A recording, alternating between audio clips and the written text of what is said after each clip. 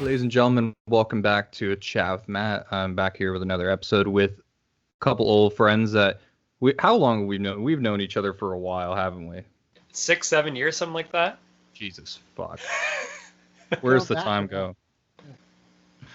All right, I'm here with the boys of Double Experience, Ian and Brock. Boys, how we doing? Good, man. How are you? I'm wonderful, thank you. I got a nice cup of tea. I got a candle lit. It's Monday when we're recording this. It's all good in the hood, my guy. Well, cheers, everybody, on your caffeinated beverages of choice. Yes, cheers. So it's been a minute since we've all just hung out and even talked at all. So what's been going on in the Double Experience camp? What's happening?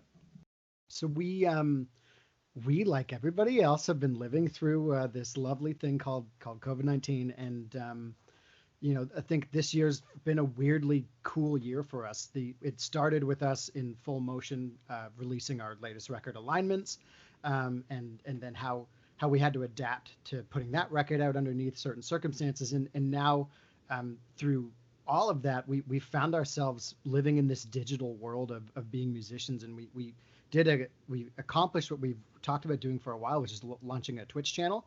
And so Brock and I have been on Twitch, I don't know, 4 or 5 days a week, basically since we launched. And it's been a fantastic endeavor for us. I think that's kind of been keeping us really, really busy. Yeah, our hot take has been we actually had a better 2020 than like 2019s and 2018s. Yeah.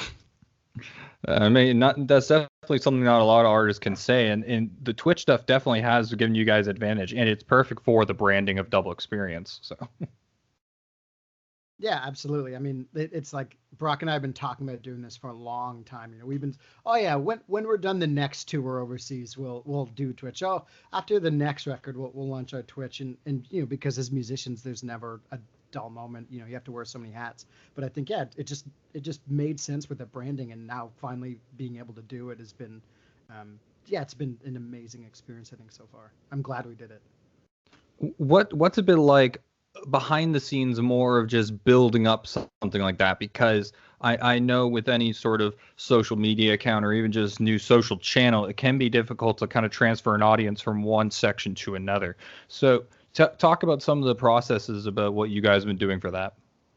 I think one of the biggest challenges with migrating was acquiring not only like the skill set and like abilities to talk to a screen, which is like, I guess, something 99% of people have in common in 2020.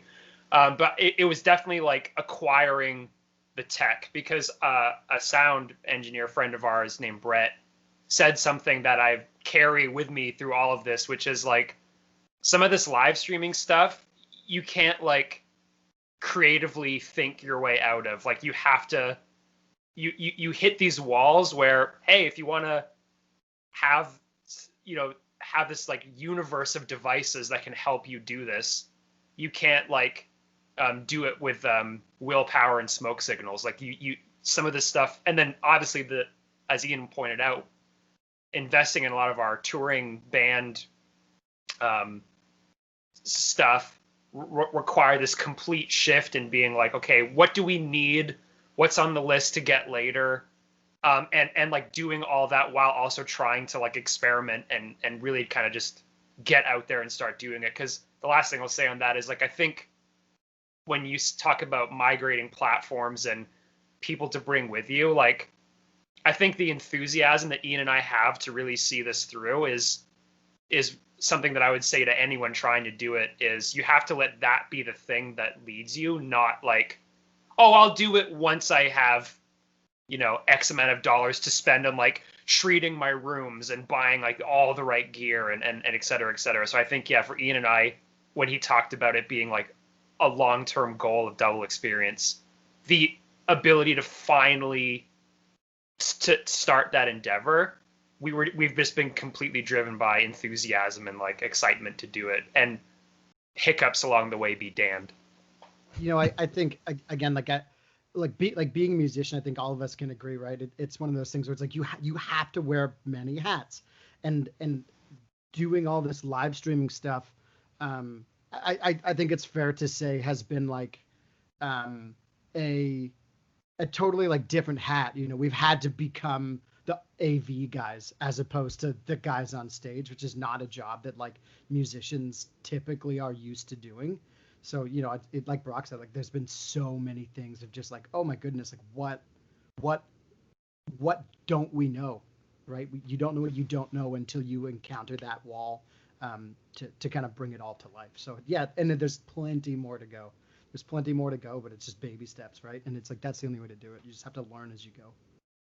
So what would you say has been the most challenging part of this undertaking, and or something that kind of more surprised you that you didn't expect when trying to set up like a live streaming Twitch kind of platform?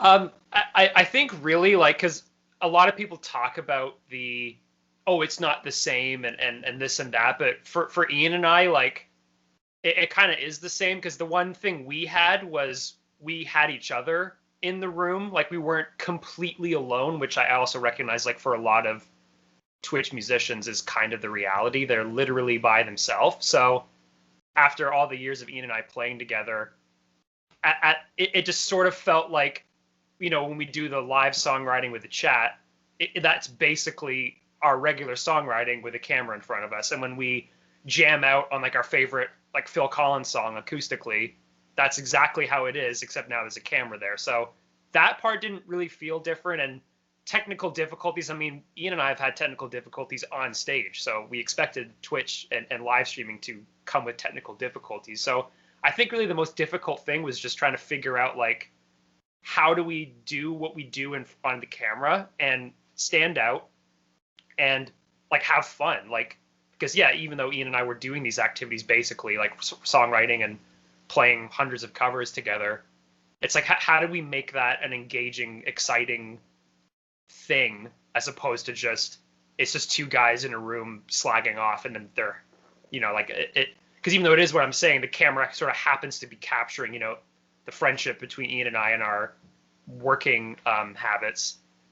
It was literally thinking about it like, we're not designing a set, we're not designing an album, we're trying to design a format for our live stream show, and that we really wanted to wait until we felt we knew how to go forward with that. So we starting in like the spring, it took us till the fall to really be like, decide this is how we're gonna do it. Yeah, I think generally speaking, it is just, it's daunting when you think about it from like a certain perspective, right? Because if you were to tell somebody, hey, you're going to spend 6 months to figure out the format before you can even go live, it's like, I think a lot of people would just be like, no, but I think, yeah, like you have to figure out what works for you as an artist, and also how your fan base reacts. Because, you know, if we were like, now we launched a comedy music stream and our band had nothing to do with comedy, it's like there's going to be this huge disconnect there. So it required a lot of like thinking and planning, which like I think any good project should have anyways. You know, you can't just, there are certain things you can dive headfirst into, a la just dive headfirst into plugging in your webcam and playing music, but you have to think about what you're doing in front of that camera. Mm-hmm. No, absolutely. And I can imagine like the challenges of building that over time, because a lot of people, like you said, they don't really have the patience to really kind of endure that setup process, that initial grueling process. It's kind of just a lot with content creation, especially now, like for the podcast, for example, there's that rule of thumb for a lot of podcasts apparently, where it's like you really evaluate it by like the 30 to 50 episode mark, and if you can overcome that hurdle, which to be honest, like in that last 10 episodes, it was definitely a hurdle because there was so much going on in my personal life that once I crossed that 50, and it's kind of just become something that like I just add to my week that doesn't really add a lot of stress. So like, have you guys experienced like any burnout? Because like in comparison, like I'm doing like one of these a week, and you guys are, you know, you're streaming 5 days a week. So like, do you feel any sort of sense of like, not sort of, how do I say this? Like more of just like you're potentially draining yourselves, or you're spreading yourselves too thin, or you think it's something like that you could keep up with this for a consistent amount of time? I think any feelings that might have resembled that, I think we're just confused with the, as Ian was saying, like this sort of like daunting, I mean, like we call them gremlins, but it's basically like when the tech doesn't go right, but you're either supposed to be live or something's happening, or I think like that aspect of it, it's just like going back to what Ian was saying about like this like change of habit, and like our band was wired, and Ian and I have been playing together since like 2011. So like we've been like developing a skill set that is in my opinion like kind of irrelevant on live streaming. Like even though we're musicians, even though we're songwriters, Twitch isn't turn on a camera and do that. So even though it feels like that when Ian and I are together, I think it would have been even worse if we were separate. I think we would have hit that wall a lot of bands hit, where you're just like, this isn't, like that frustration. But I think like once we got past that initial like shock of like just in our band's typical way of diving headfirst, after the planning, like by just committing to, I mean, we were still putting out music videos, singles. As Ian said, we had just released the album, so 2020 was a busy year, and I think, yeah, like the complexity of Twitch being on top of that, until we were doing it regularly, we had no idea how different it really, really would be. We were just sort of assuming it would be like I was saying, where, hey man, we're still getting together to write songs, let's just incorporate the camera and then act in this way, or not act, but like convey ourselves in this way, and it should be okay. But then things came to a head when we really launched it, where it was just like, God damn, we still don't have half the things we need, but we've now started. So that, but as Ian, can probably attest to, it's like our band's story is a lot of like laying down the train tracks as the train is like going at top speed. Like we're just sort of being like, fuck it, it started now. So.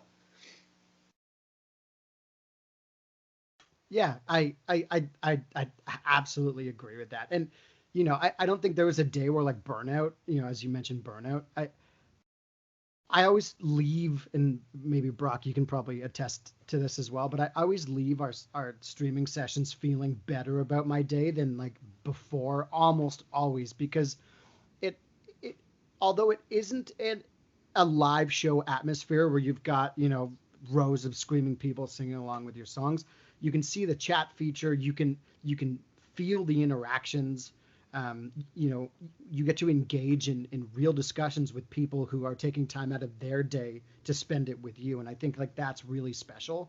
And although it's not the same as playing shows, it still gets that very similar feeling, of like, this is what it's like to be a musician, and it just happens to be we're musicians in the 21st century, and this is kind of what it is like now. I'm curious, how much of this do you think you're going to incorporate post-COVID? Like, are you going to try and keep up consistently, or is the format going to change? Is going to be new shows coming in? Like, what does the future of the live streaming for you guys look like right now? I think originally we had planned it so like we weren't live streaming on weekends, because like everyone else, we just assumed in like a couple weeks time things will be back to normal and we'll be like able to like do our little 401 rips or like whatever the case might have been, and then do our Twitch stuff in like afternoon hours on weekdays. But I think very, very quickly that turned into Twitch isn't the means to the end. It's just sort of now this part of a journey Ian and I decided to take, which is like, also embracing a Patreon on top of all of this. And something like Twitch or something like the concerts, all that stuff will relate to the Patreon, as the Patreon will relate to concerts and things like that. So I think for us, we now see the whole thing as a hybrid beast to keep in balance, as opposed to just giving this impression that the second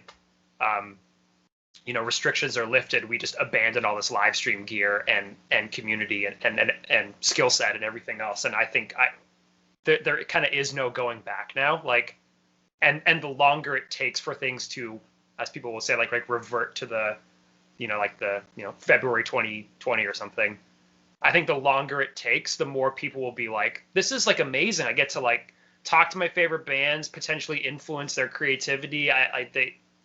For those who want to dig deeper, they can actually do that. Whereas, yeah, Ian and I before were on this regime of like, you have us for 45 minutes or an hour, and then we're just so focused on the next show, the next album, that we couldn't even like carry those connections we made with us. Like we were just so like, God, there's so many other things to do, but now having that community be the center of it has really kind of allowed Ian and I to go, this is like feels so much better to like almost take our time with each activity, the songwriting, the releasing of it, the performance of it.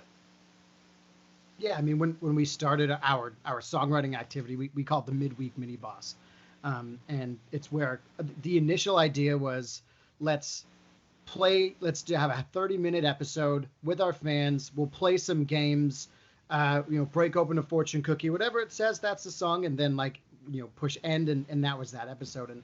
And I mean, we've moved now to like it's almost an hour and a half format. And instead of 1 or 2 songs a week of just like throwaway content, it's like we're writing a song a month with our fan base, and they get input and they get to help guide what it is we're doing. And that's something that we can take on the road with us. That's something that if we wanted to, like we could do a whole tour based around the midweek mini boss. So it's something that's really special and unique to our band, and it's something that like Brock says, it's a community, and it's being able to grow all of that community together. It's bringing the digital into the physical, and then bringing the physical into the digital. I mean, Matt, if I may do a quick aside, you might remember in like the winter of 2014, but Ian and I did a tour called like the Night of the Living Room tour. Yep.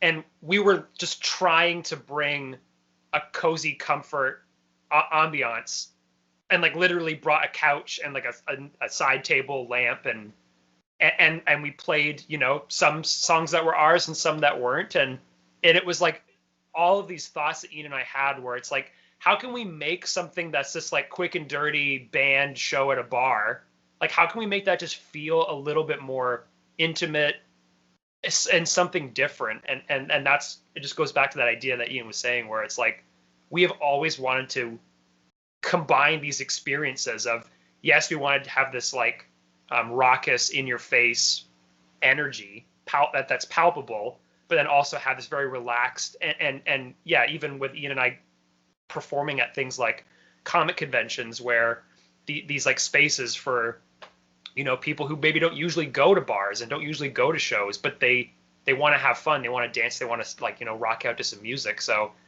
all of that stuff has been a huge factor into how Ian and I want to sort of represent, like when you're talking about like branding, like like dorky rock fans, because that's exactly who Ian and I are. No, and I think that you guys accomplished that well. The community, from an outside perspective, the community you guys built really does feel very close and intimate, and I think that a lot of artists are going to have a difficult time kind of adapting to this kind of format. But also, like, you have the infrastructure now to continue doing this post-COVID. But what do you think about, like, how do you think the other bands are going to handle things going back? Like, do you think there's going to be like a majority of them that just go back to the format of like, cool, we're going to go on the road and focus on road touring, and that's going to be our mainline promotion? Or do you think there's going to be more of an integration of live streaming shows, more digital interface, digital interaction?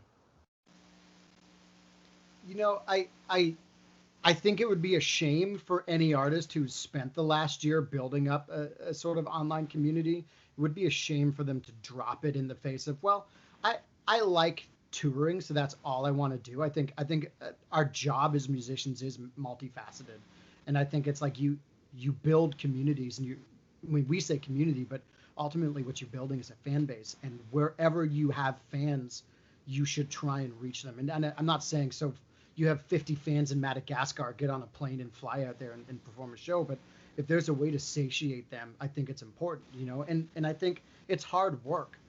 Brock and I have seen a lot of bands since we started doing Twitch announce, hey guys, we're going live every 3 days a week, this day, and this day, and it lasted 2 weeks, and then it was done. And I mean, I can't imagine, I mean, I'm not going to suppose what goes on in their world, but it's hard work, and it's getting over a fear of failure. I think it sucks when like Brock says, the gremlins get in the way, or like you're having an off day or whatever, but you still have to get in front of the camera. Like it's hard. So know. Sorry, I didn't mean to cut you off. No. I was just gonna say it's hard, but the pursuit's been worth it. And I think it's worth doing. When you talk about like community and hard work, like and this notion of bands returning, I definitely feel for where they're trying to return to. And what I mean by that is that when Ian talks about like the AV team, or when we talk about building a community, like a couple years ago, that was venue owners, like I really like sort of empathize with all we're doing on Twitch or Patreon is all certain bar owners or certain, maybe like region promoters were trying to do, which was like, we want to create these experiences that bring together like-minded people in my community. So when bands think they can just return and, like who even knows when, but it's like, are there going to be vehicle rental companies for that cater to bands? Are there going to be like which venues are left and who are they tied up with? So I don't think maybe it's as simple as bands just being like, let's just be patient and wait until we can return, because that big vacuum of where people were finding community at bars, at shows put on by individuals, like, it's like, having to kind of basically, what Ian goes back to the comment of like wearing hats. Like I totally get now that that's a very difficult thing to not only build but to maintain. And for the average band who, from our experiences, touring the world for how many years, there's still a lot of bands who are only concerned about their 30 minutes on stage. They really don't care to stick around for other bands. They don't care to thank the sound guy. They don't care to like support the venue when their band isn't playing. Like that's still, unfortunately, at least in the rock scene, just rampant. And it was rampant right up until March 2020. Do you think the attitude of those kinds of bands are going to change? Like, because I think what a lot of people realize, and I definitely was a part of that group, was like, it was almost like people took it for granted going to shows and being in that community. And do you think there's going to be a more sense of community and people actually sticking around going to shows where they can? Or do you think there's still going to be that chunk of people that once again revert back to that old school kind of mentality? I can hand this off to Ian at this point, but like the quick answer to that is like, it has to. Like, if people think that like it can just be like it was, because the brass reality of this this world around us is, or the brass tacks is, like, without that infrastructure, like a lot of these places aren't like charities, right? Like they cannot keep selling dollars for cents, so people can like they can play their 30-minute unrehearsed set and then just leave. Like, it's just there's no way that's going to be supported, in the future. I mean, so I'll tell you a very quick story, and then I'll relate it to what we're talking about. So when my mom was growing up, she grew up in the Toronto music scene, and there would be bands and venues on every corner, right? But then there would be 50 more bands banging on the door to get in, and the reality was, it was the cream of the crop was rising, and those were the bands that got to play because they thought about their sets and they rehearsed them and they worked on them. And I think we're going to move into this world now, to bring it into what we're talking about. We're going to go into this world where, if there was, because I don't know how many, but there's 20 venues in Ottawa before COVID, there might be 8 afterwards. So now all of us are going to be fighting to get into these venues. And I think it's like, truly we're going to see communities arise, maybe around certain groups, or just, I love going to this venue and I don't care who's there, because I know any night of the week there's 5 bands who can't get in, but the one band that did get in are a great band, and I think we're going to really start to see this, like, just a revival of the music scene, just in a different way. I think we're going to see bands who have taken the year off and really worked hard at their craft, became better musicians, became better songwriters, worked on the idea of becoming a better performer. And I really hope we're going to see that moving forward. And yeah, like a sense of community. I mean, I text band bros all the time. I get messages all the time of like, hey man, like, hope you're doing well. Can't wait to see you again, kind of stuff. And I think it's like the foundations of these communities already exist, and it's just seeing who is there at the end of all this to come together as a community. And I think those bonds that are like, oh yeah, that's Steve. I know Steve. I met him once. I think those bonds are going to become way stronger interpersonally and interscenally. I kind of have a two-part question here, and I'll start with this first part, and it kind of relates to the live streaming. Do you think there's going to be more venues that are going to try and incorporate kind of that live stream format into like an e-ticket show to accommodate the overcapacity of people that can't get into a show? Or do you think that a lot of those venues aren't really going to go into really getting that infrastructure and just kind of going, okay, cool, let's just run at limited capacity and maybe we'll do more shows a week since there's more interest?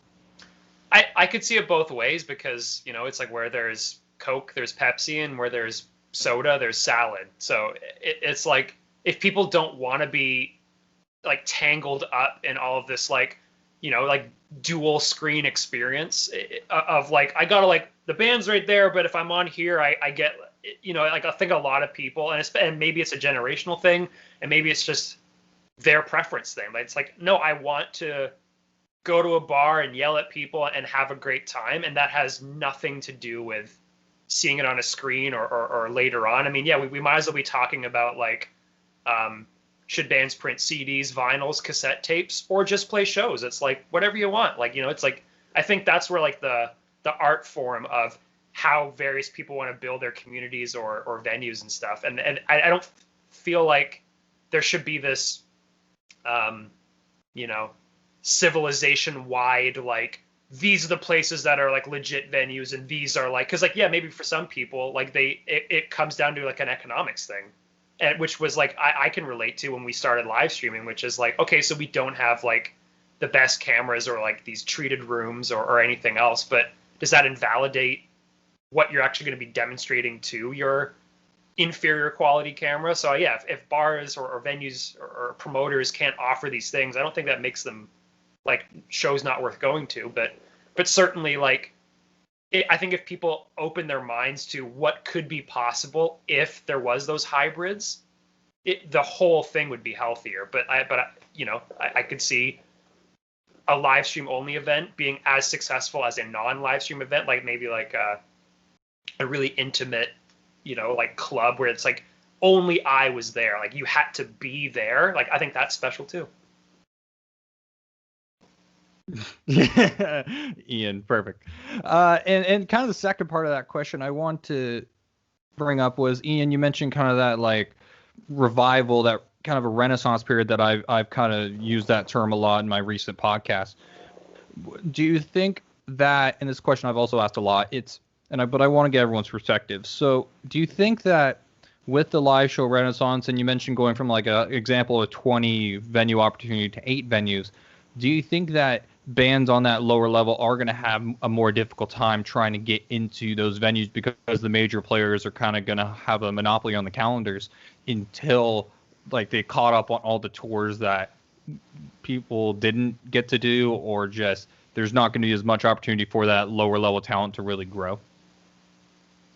I'm certain that the major players will definitely have the venues locked up. I mean, it doesn't mean that bands aren't going to be able to get in, but now instead of being able to have 3 of the 4 Fridays of the month of your choice, like maybe artists are stuck with a Tuesday. And I say stuck. I don't think there's anything wrong with playing on a Tuesday night. In fact, like, I think that's where you find the real rockers a little bit, where it's like, they like those are the people who will come out and support. And I think in this post-COVID world, I think a Tuesday can be as good as a Friday.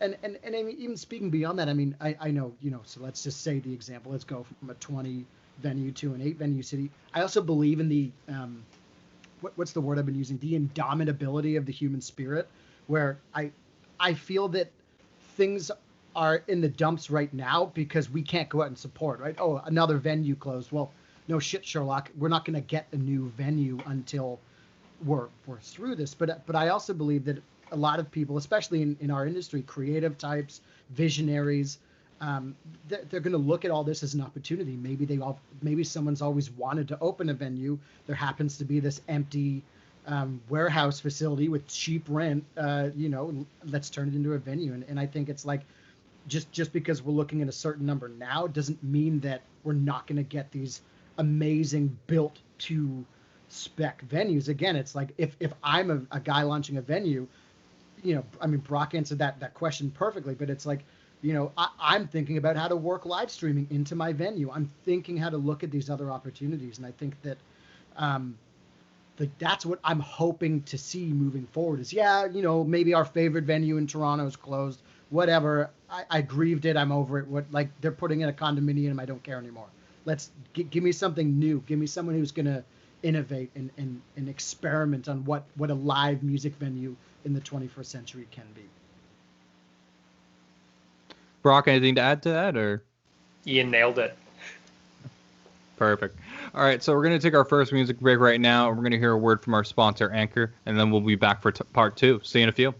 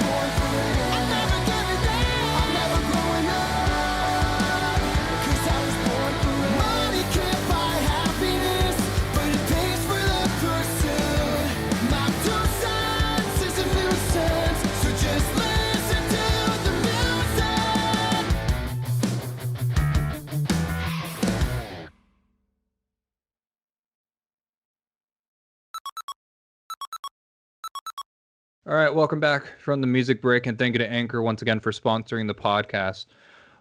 My boys, I'm curious about kind of the future of Delve Experience, because like I know you guys mentioned you're still working on music and all that kind of stuff, and do you think 2021 is going to be a year of like a lot of drops? Because something that we briefly talked about during the break was like there have been a lot more people posting and creating content consistently, but there's also been a lot of people that have kind of fallen off. And I know when the lockdown happened, there was a lot of people talking about, oh, this next year's going to be insane for albums and people putting out music because there's going to be so many people having the time to actually work on passion projects as opposed to focusing on the main like points of building a band or an artist or a project. What do you think is gonna 2021 is gonna look like for yourselves, but also just kind of the industry? I mean, between our monthly Patreon, which will be that's 12 songs recorded, and that's right there. We did another like Sort of like if there's like steps of like our own demos, the stuff we create on Patreon, and then like end of the road double experience songs that get like the formal release. There'll be a couple of those too. So it's like that'll be pound for pound the most releases we've ever, like more songs we've ever released in a year in 2021. So just that alone would be enough to be like, oh, and we could never play a hybrid show, or we could never do this. So I would expect that if I had started saying this, that 2020 was like one of our marquee years as a band, I could see 2021 being a similar thing of like, well, you mentioned the drop off, you know, and I can't envision Ian and I go, well, we're out of ideas now, or we're out of songs now, so what do we do? It's like I think we have too many ideas, too many songs, you know. Yeah, I mean, you know, we talked about it briefly, but you know, we were doing a couple tracks in November, and I think Brock and I both left that session feeling inspired about how not only we could write songs better, but improve our workflow so that we can write better songs more often. You know, and I think it's kind of one of those things where everything we've ever done is learn, and everything we've ever tried to do is just become better at whatever it is that we've been doing. And we've been doing a shitload of songwriting, and as musicians, you're going to have to. And so I think, yeah, like if this year is like a record for our band in terms of like output, like I'm anxiously excited about what 2022 will hold and 2023 will hold. Because I mean, at a certain point, you can only release so many songs in a year. But yeah, certainly it's like, I mean, I know our coffers are full again on song ideas, and then it's just getting to filter through all that and figure out what's next. How are you guys coming up with all these ideas for songs in a time where, you know, you're isolating, especially now that we're in, I kind of like how old Dougie put us in lockdown on the 26th and then came out and was like, okay, cool. So now we're really going to go in lockdown. I'm like, okay, so we're in the ultra gray zone now as opposed to the gray zone.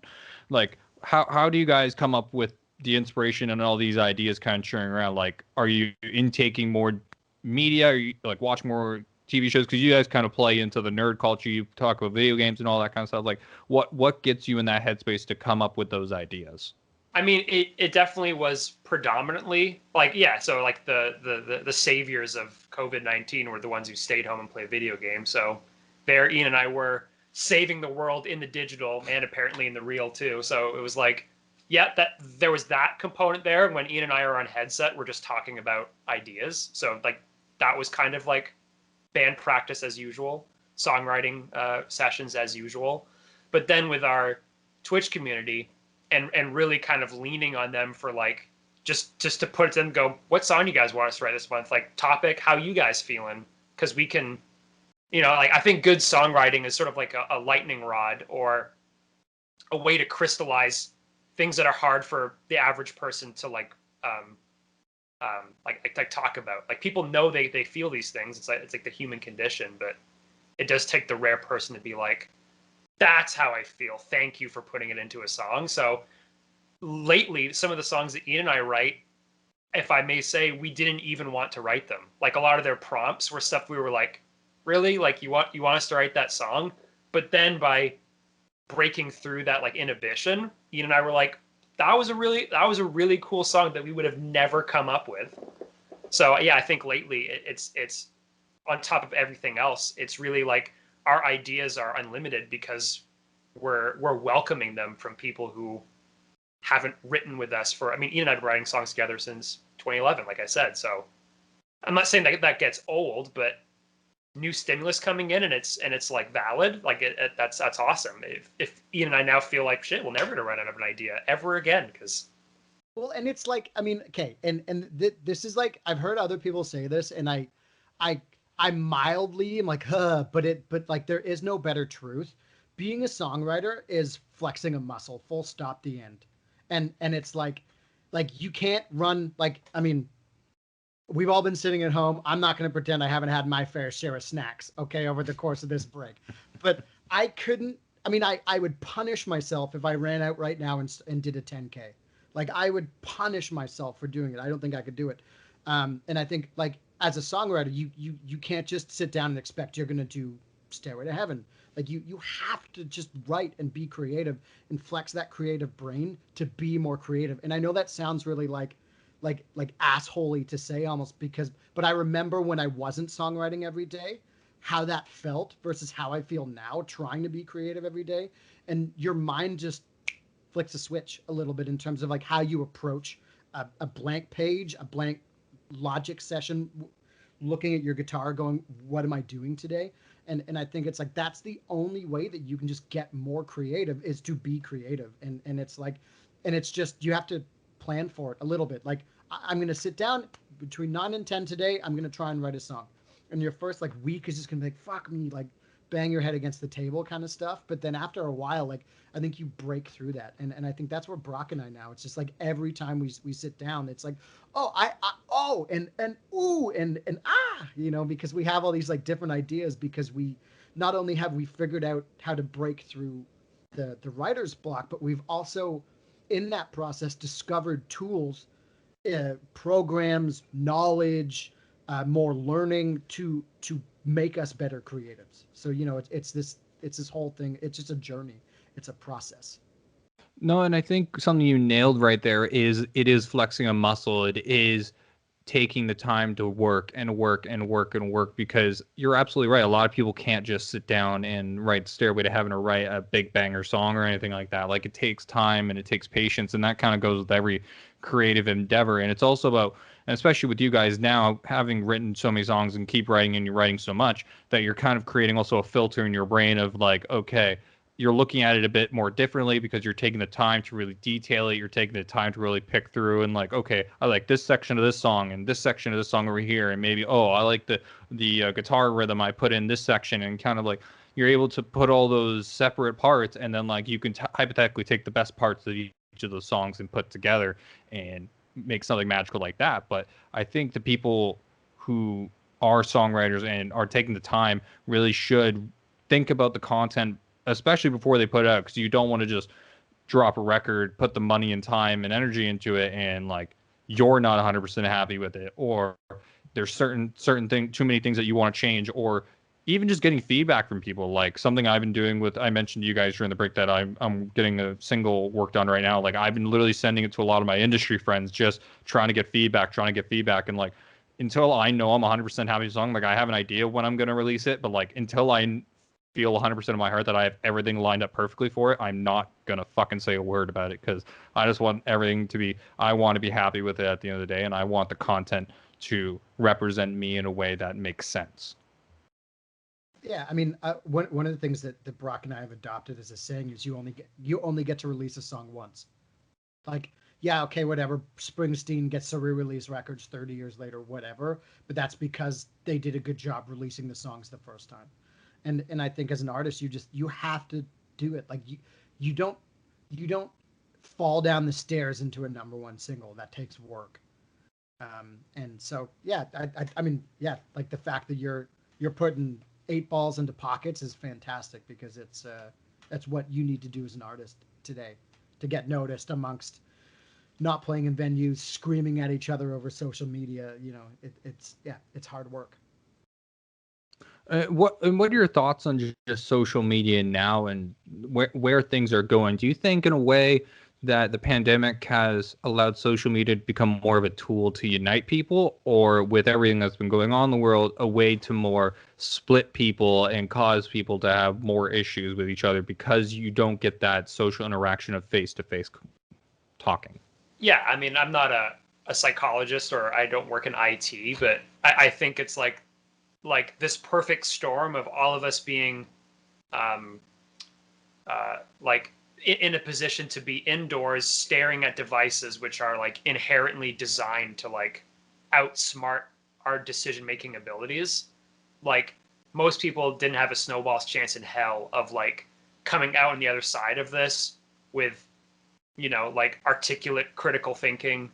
So I think like it's sad to say that, like, yeah, I think a lot of social media is in like sort of like as it germinates and congeals in the dark recesses of the places you're not looking, you're ourselves on the internet. It's like there's all kinds of bad associated with it. That, yeah, when you're just an artist trying to communicate your art to people, there is this huge cognitive dissonance that even I certainly feel, as like, on one hand, social media has these like reprehensible qualities, but on the other hand, as the artist, you have to understand how to like make those work to your advantage. Like everyone talks about the algorithm and all this stuff, and it's like you're sitting there seeing this stuff come to you, and you're almost like reverse engineering, like, oh, I could do that. Then you have to like almost snap out of this like thought process of like,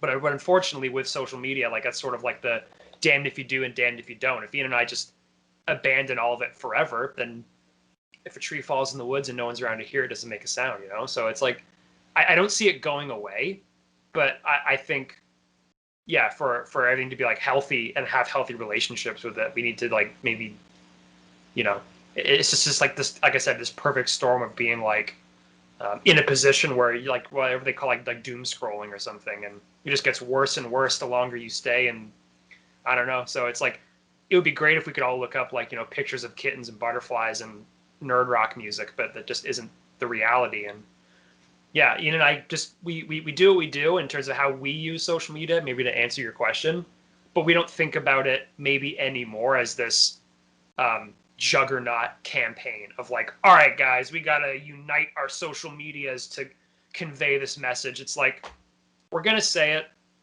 we're gonna communicate with our fans and connect with them when it counts, like maybe on our live streams or with the music, but that game of really trying to like manipulate the manipulators, it's like we're not going to win, so we kind of gave up on that a long time ago.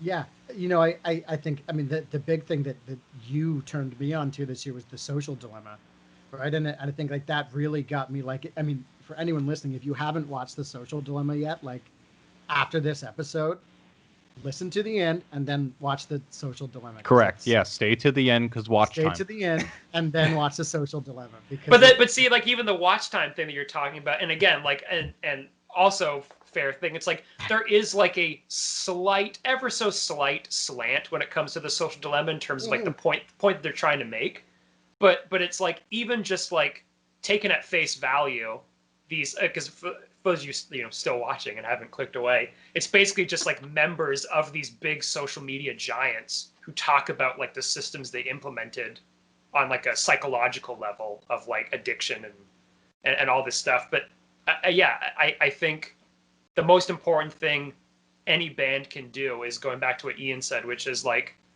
you're not an IT guy, you make music. Like if you cannot figure out how to create, you know, synthesize, deliver, and connect with people on those merits, it really doesn't matter if your band started a TikTok or not. Like it just, that is not the point. And thinking that that's the end all be all.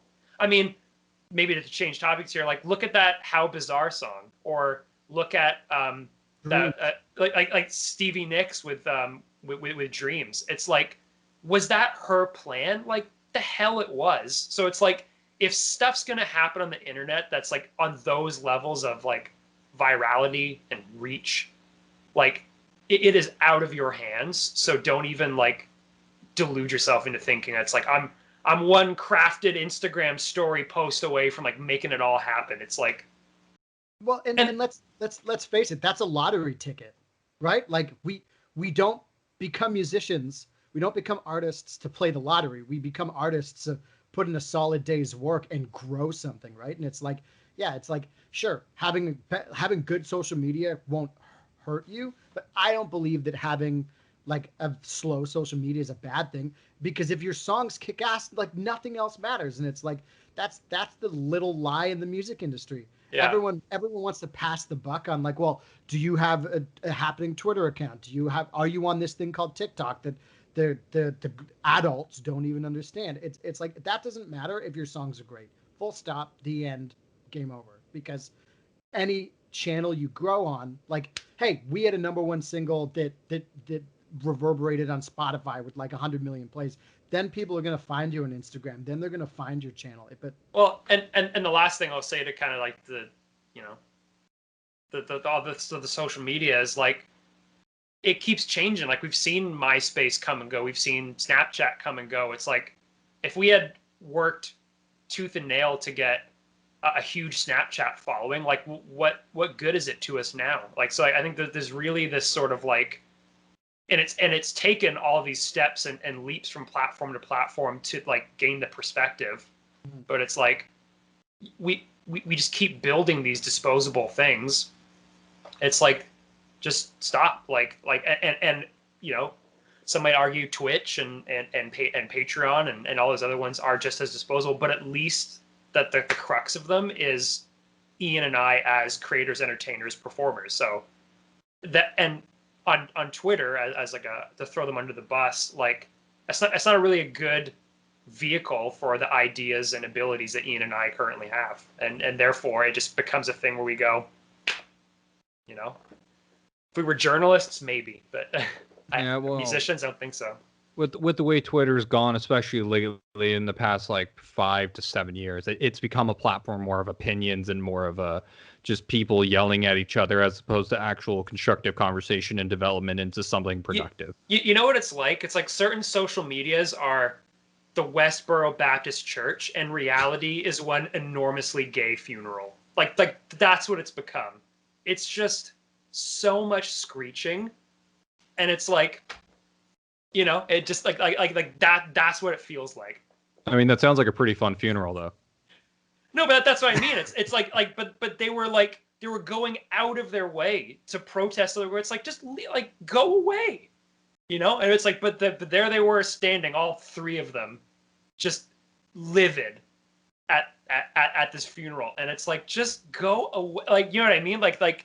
And so but to, you know, to expand on that metaphor, it's like it's this very vocal minority, and everything just sort of was like, oh well, like Jesus, like all this, you know, like someone's mad about this, and now they're mad about this, and now they're mad about this, and then as an artist, you're like, I have a new single, like I'm not even angry, like if you like this thing, you could listen to it if you want to, and it's just gone in the clutter. And then yeah, to Ian's point of, you know, oh well, if we just got TikTok, things would be better. It's like, I think it's just this like reality that is, you know, I know that Ian and I are on a journey of like songwriting and music, and it really just is like a lot of the crass social media, digital marketing and campaign that people can do is just sort of at odds with that on a fundamental level of, you know, like skill set, abilities, and ideas and desires. Well, so sorry, go ahead, Matt. Oh no, sorry, quick question. So I won't be seeing any double experience TikTok dances or anything like that, or Man, if you see us on TikTok, it's fucking over. Like, just if you see Ian twerking, like it's a wrap. Dude, I still cannot now I sound like an old person, but like I cannot figure out the physics of a floss. I cannot figure it out. So like, yeah, TikTok, like it works, I get it, but it's like all of that stuff, especially as an artist, it's like you're playing the fucking lottery. And it's like I don't study the lottery trends. I don't follow, like any good person, whether it's poker or investing or playing the lottery. You know, I don't do the research on that kind of shit. I do the research on being a better songwriter. I do the research on, you know, watching Berkeley videos and talking with Brock about the ideas that our band has. Like, that's the stuff that I will buy a lottery ticket on, because there's way more to it than just chance. And I think that a lot of listeners, especially if they've been listening from the early episodes to now, a consistent theme that's been spoken about from like higher industry people or just people that have been in the industry for a long time is it's all about the song. The song is the center of everything. If you don't have a good song, that's kind of where the work kind of stops. And you need to have that content. You need to have that piece of work that can translate well to people. But also, it's great that you have good social media, and it's great that you know how to floss. But like the one thing about TikTok that I will say is interesting is that it's that retention rate of how quickly can I get to 1 million followers, and TikTok seems to be very good at that, which is getting people to 1 million followers very quickly for the stupidest shit. And like, It's just very interesting to see it from an outside perspective. And you know what? It's all about managing expectations, because don't get me wrong, like if some band out there has like as developed of a TikTok strategy as the strategy that Ian and I have when it comes to live streaming, that's great. You know, I'm not necessarily saying that it, you know, like, oh, if you're trying to grow Instagram, like, you're an idiot. But it's like when it came for Ian and I and our journey, we were starting to like make these appraisals of like what's this adding, and how does that change how we operate on, you know, on other aspects. But I think, yeah, like, you could be a band with like a great dance song. It's like, you should try and be on TikTok somehow. Like, it kind of makes sense, but, you know, I don't see many people, you know, yeah, like it was just one of those things where you really have to manage your expectations, where, okay, if you do go on these platforms, like, do you want, like, is 1 million the make or break point of like, I'm a failure or I'm a success? Because you could be a success with 500,000, I'm sure. You could be a success with 10,000, because I think maybe many people have 10. So it really is like it's a personal thing, but I think it also is like deserves to be thought about more than just, it's the new thing, everyone's on it, therefore I am too. It's like you sort of make. Oh, go ahead.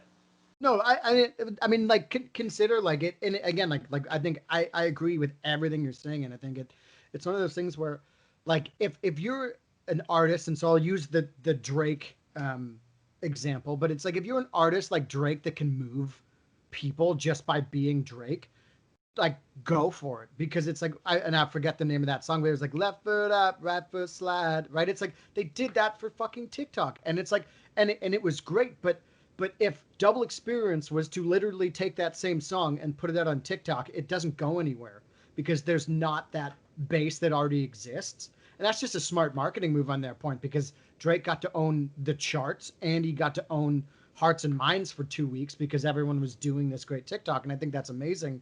But I think when it comes to like, you're a fledgling band and you're just like, oh, well, maybe we should get a TikTok, it's not going to do the same thing. I mean, especially if we were like, I have an idea, let's just do a Double Experience fails compilation for TikTok or something. And then it's like, great. So we brought 1 million people in on us doing fails.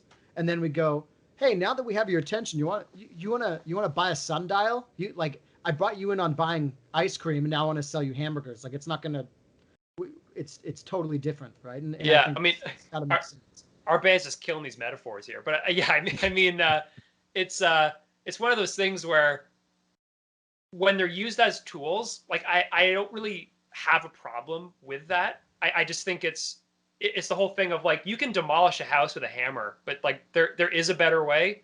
And coming from the band that was like, well, we don't play the nicest guitars, we didn't use like, we didn't have the budget for like big music videos, so a lot of them were like shoestring budget. So if that's your only tool, I believe you can knock down the house with a hammer. It's just, don't think you can brute force success into being like, we're a punk band with, like no danceable songs, and we're just gonna be on TikTok every day, post with like, following all these rules that people say is how to be successful on it, and just be like, I will be 1,000 followers by the end. It's like, just, it's you'll definitely have that, going back to your comment in the first half, like burnout. It's like that's the recipe for it. If you go into it with the wrong expectations and fail, you'll be like, it was rigged, or it was like, TikTok's dumb, but it's like, it was maybe like a mismanaging of the original blueprint and the expectations of how that would do. Well, and sorry. No, go ahead.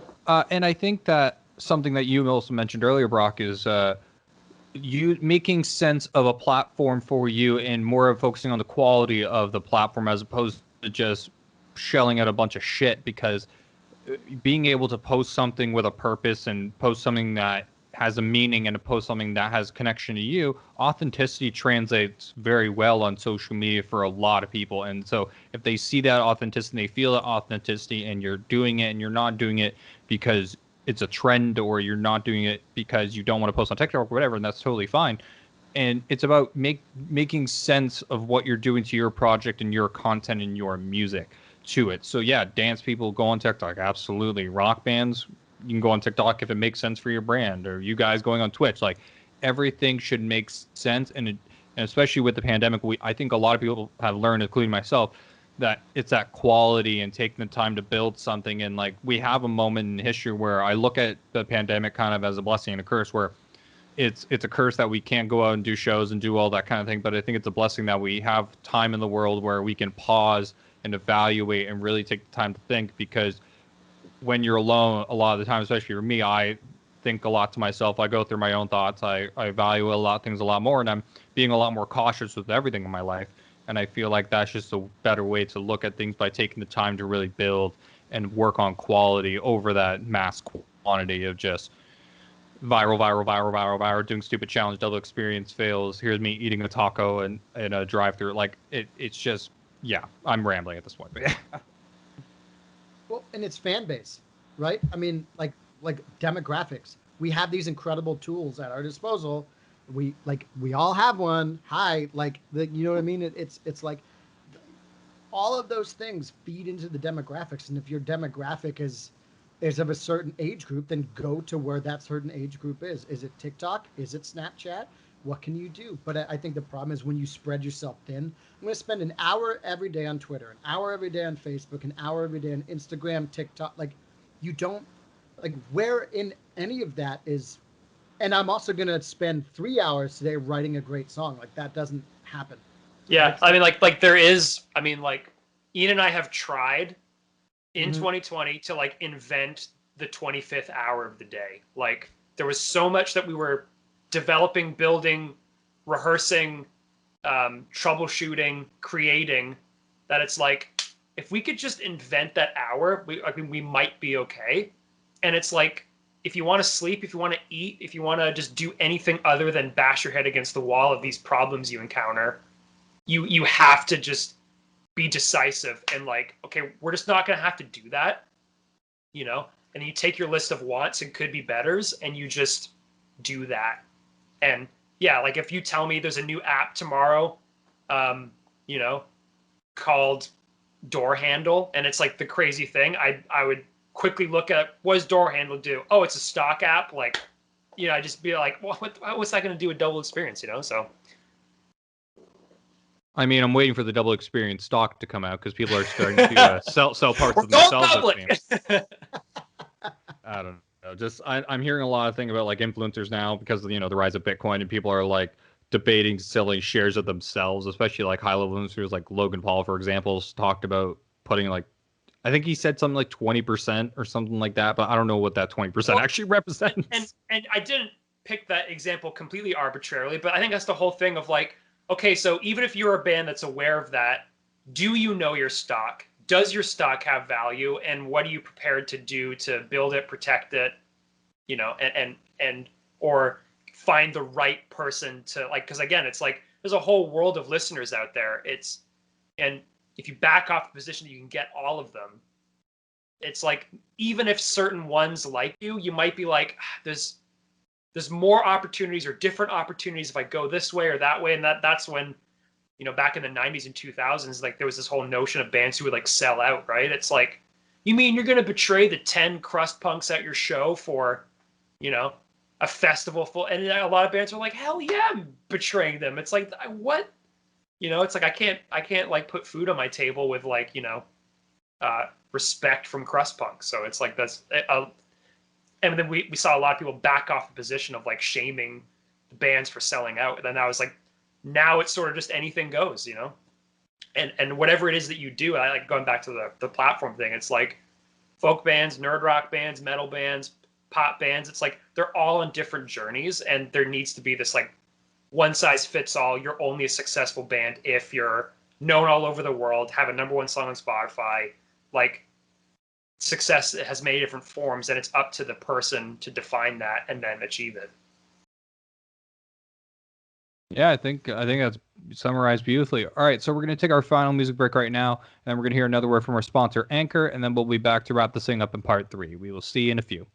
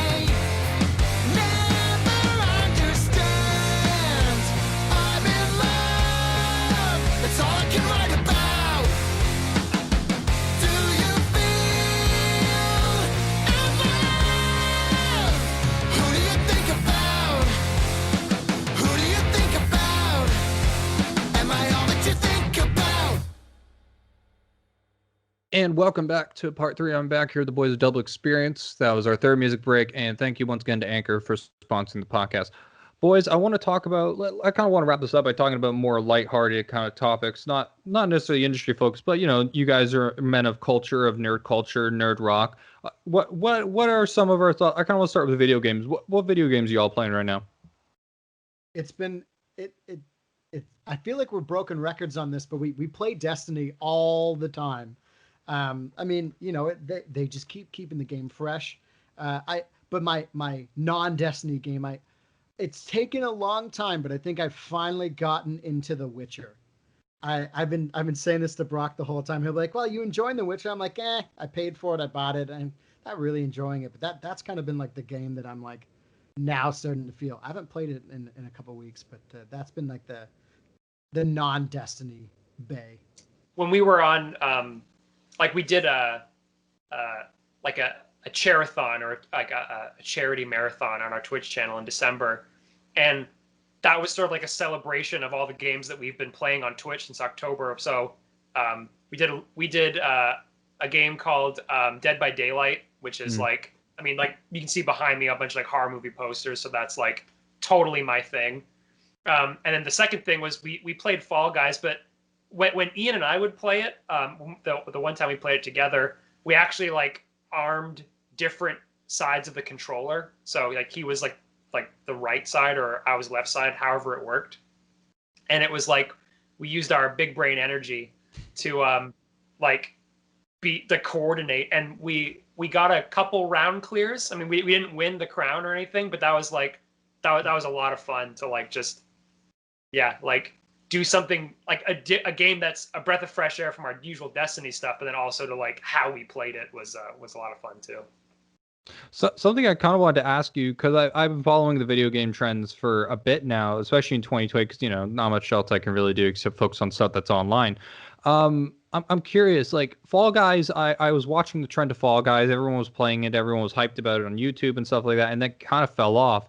And then Among Us came in. Among Us just, it seems to still be consistently doing well with views, doing well with streamers. Like, what do you think it is about like those two games differently? Because they're both kind of group party-ish kind of games where you're with a collective of people. What do you think has made Among Us like more consistently popular than Fall Guys having that big boom and then kind of falling out?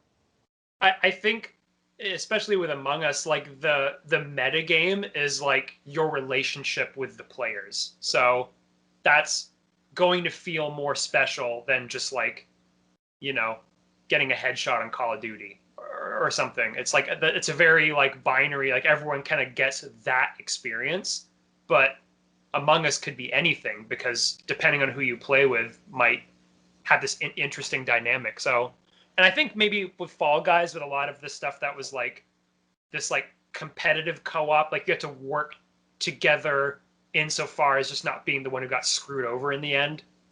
So Fall Guys had this weird thing with it too, where it was one, you know, both games are very like easy and like accessible, but then two, it's there was that element of like, okay, well, once I've mastered the controls, now it's sort of like, you know, this like real player to player, but on like an intimate relationship level, like how well you know someone, can you deke them out at the last second? Like I think so, all that stuff, I think.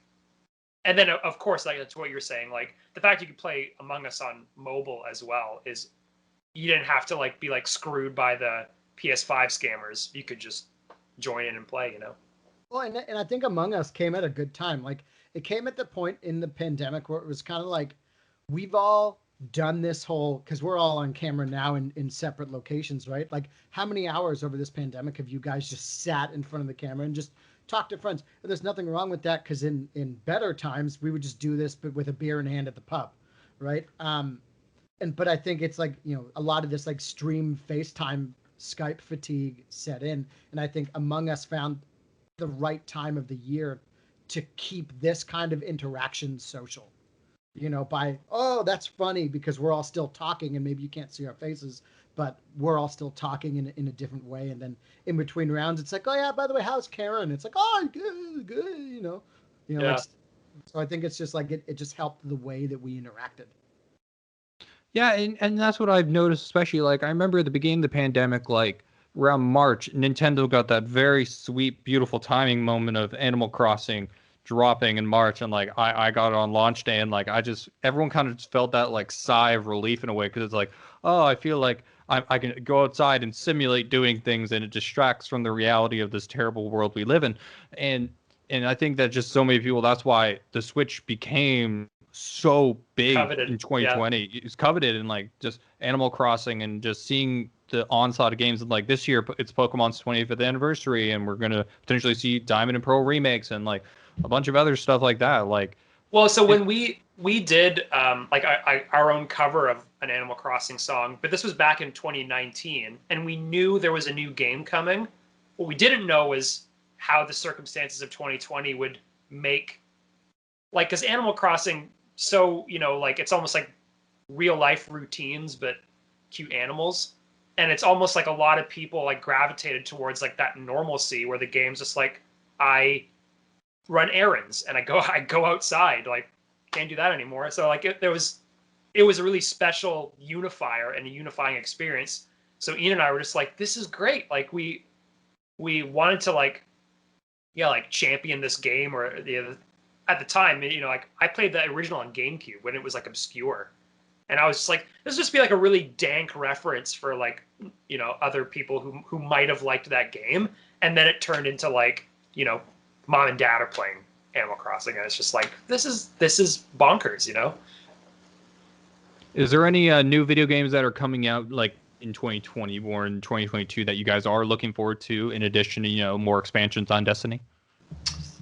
There's, I don't know. It's supposed to come out in the next 12 months, apparently, or 16 months. But Bethesda's working on a game called Starfield right now, which I'm like, they said I don't know what it's been since, but it's supposed to come out within the next year, and I know nothing about it. I'm kind of hoping it's sort of like, I don't know, Fallout meets No Man's Sky, something in that kind of world, and that's kind of what I think it's gonna be. So like I've got my high hopes for that. Yeah, and I guess maybe like the short answer is like it's so hard to tell because a lot of stuff's been postponed, or Ian and I don't have the new consoles, so without having to have that like commitment to like, okay, I've got the console, like what's coming down the pipeline. And I think as a lot of things get released or announced or confirmed, that might lock in which console we invariably get, but then I might have like a more firm answer of like, yeah, I am looking forward to that game because it's, or my options are wide open now for, again, it's like we have Destiny to placate us until the next level of gaming. So we'll have to just see. Is there a console that you're leaning more towards? PS5, Xbox Series X? I mean, well, right now Ian and I play on PlayStation 4, but yeah, it's like at this point, it's like it's a crapshoot. Like they're all basically the same. It's never been a better time to be a gamer. So it might just come down to that one clutch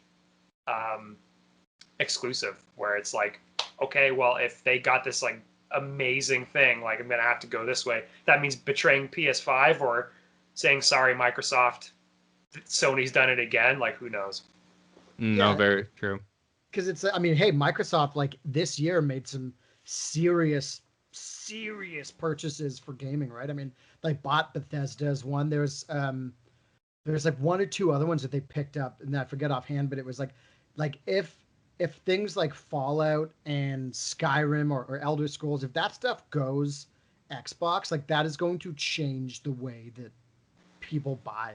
And you might even see, and some households do this, but you might even see the prevalency now of like 2 console houses, right? It's like, hey, I can only get this game on, maybe you like that Nathan Drake. Uncharted.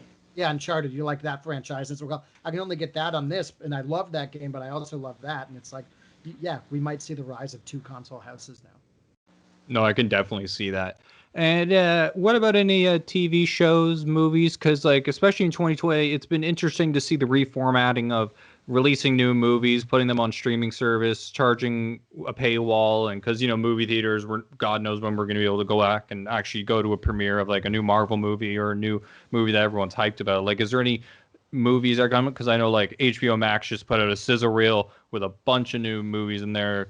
Kong versus Godzilla, Mortal Kombat, Space Jam 2. Like any sort of movies or TV shows you guys are into or excited for?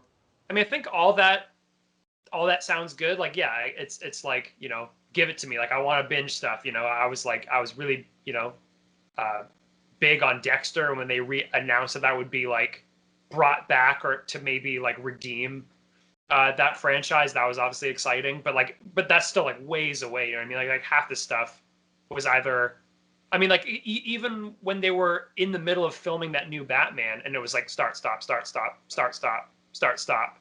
Like when they released that original trailer, I was like, dude, I'm sold. Like he'll be a great Batman, I think, and I think it'll be like, you know, another great entry in the you know, this like pantheon of like, name me a good action-packed movie based on a comic character. It's like, shit, we got tons of choice there, but like I that was gonna look good too. So what about you, Ian? I mean, so so the new season of The Expanse just came out. I'm rewatching from the beginning so that I can like binge as much of it as possible. In my humble opinion, The Expanse is like the greatest space opera, sci-fi space themed show ever made. Just the politics of it and the reality of the world that they've built, where it's just like, if you haven't watched it, I'm not doing a good job of selling it. Trust me when I tell you, it is like the best sci-fi show with regards to like space travel ever made.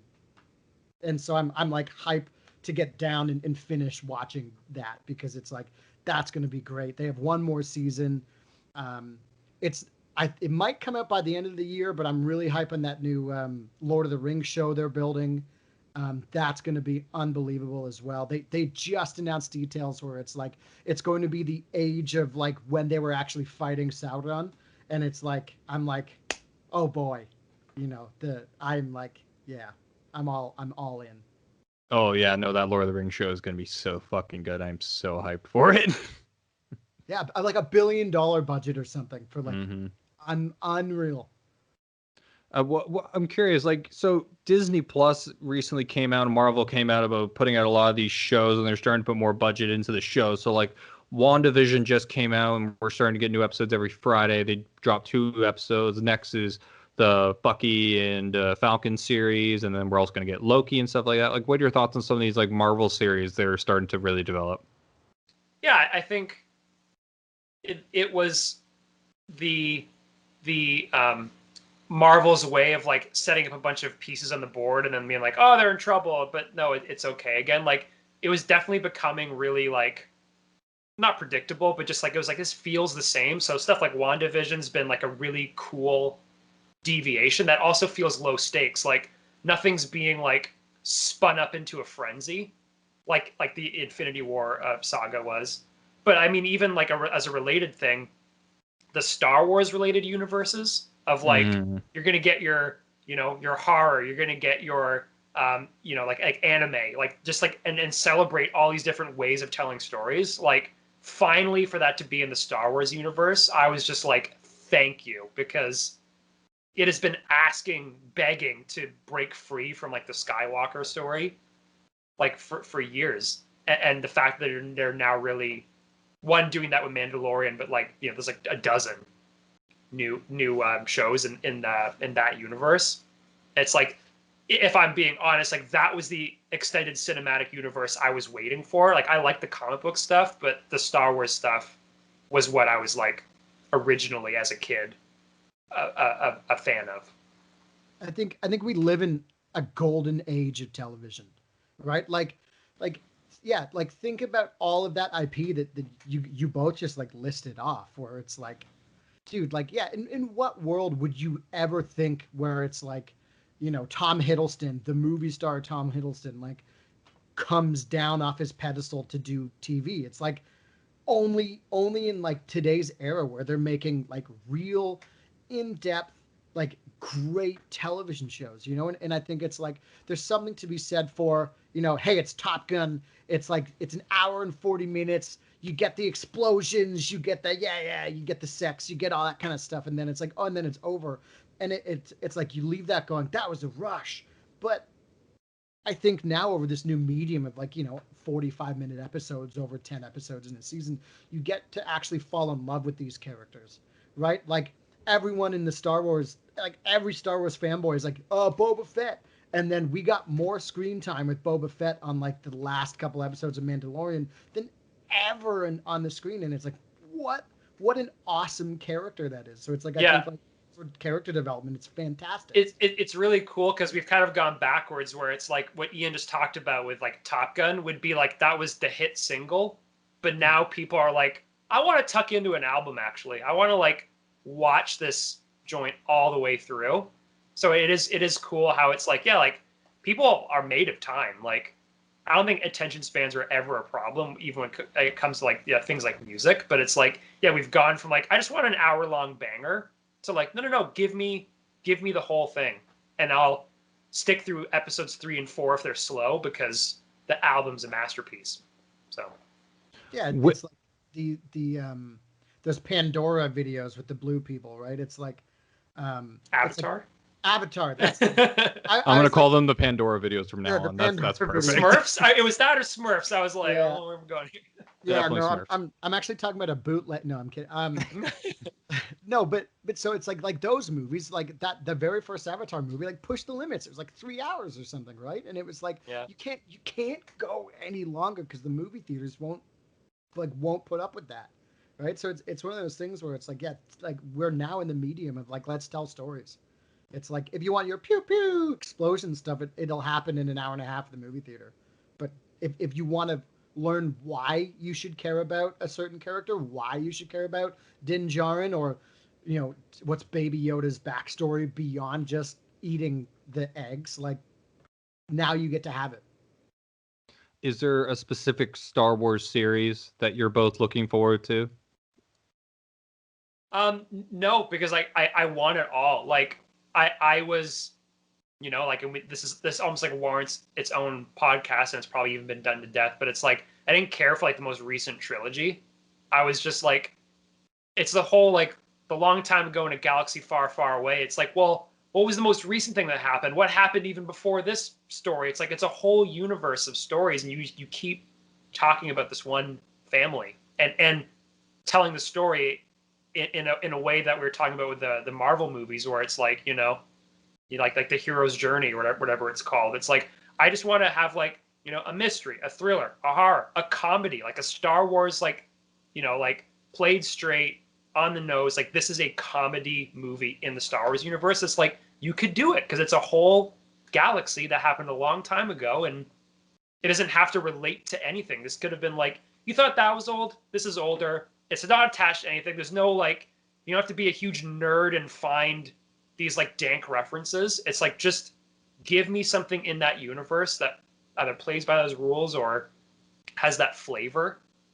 It like to me is like just like a recipe for like do it, because they did it with comic books with like, yeah, let's take Ant-Man and you know what I mean? It's like, and we're gonna have like 3 movies of Ant-Man. It's just like we live in that world. So it's like for a Star Wars franchise, it's like go for it. I want it all. Yeah, like they took Iron Man, that like, hey, world, I don't know if you remember this, but nobody gave a shit about Iron Man. And then it's like now all of a sudden Robert Downey Jr. is like the biggest actor in the world because he brought to life this character that no one cared about in such a way. And I think in the Star Wars universe, it's exactly the same. I mean, Brock, you're like, oh, they've got the horror one, they've got the Western one, they've got this. It's like, yeah, like, am I hyped for Acolyte? You're damn right, because it's going to give me a different experience than Rogue Squadron, which will be like, I imagine, Top Gun in space. It's like, how can you prioritize any of those? I mean, I saw Ahsoka come to life on the screen, like Baby Yoda's great. Like, they just cast Lars Mikkelsen as General Thrawn for the Ahsoka series, which is like, he voiced the original character on the Rebels. So it's like, there's so much that have just like, that they can tell, and the franchise is in incredible hands. Dave Filoni is like, he may as well just be George's son. Like it's just like he knows. Honestly, yeah. So I think we're gonna wrap it up here, because honestly, we could just keep talking about this kind of stuff for hours. And I feel like, Brock, you are right. It would be its own podcast. So I want to thank you guys for hanging out with me for a bit. It's been great seeing you and talking to you, catching up. Where can people find you and what you're doing? Check us out on Twitch TV/Double Experience. We're on Patreon. We have a Discord. And of course on Spotify, wherever you listen to music. We've got, like at this point, like 30 songs, and with 2021, there'll be no signs of stopping. So regularly you can expect to hear new music and new creations from us all year long. All right. Thank you guys very much for checking out another episode. Thank you to Anchor once again for sponsoring this podcast. I will see y'all next week with a new episode. Take it easy. Peace.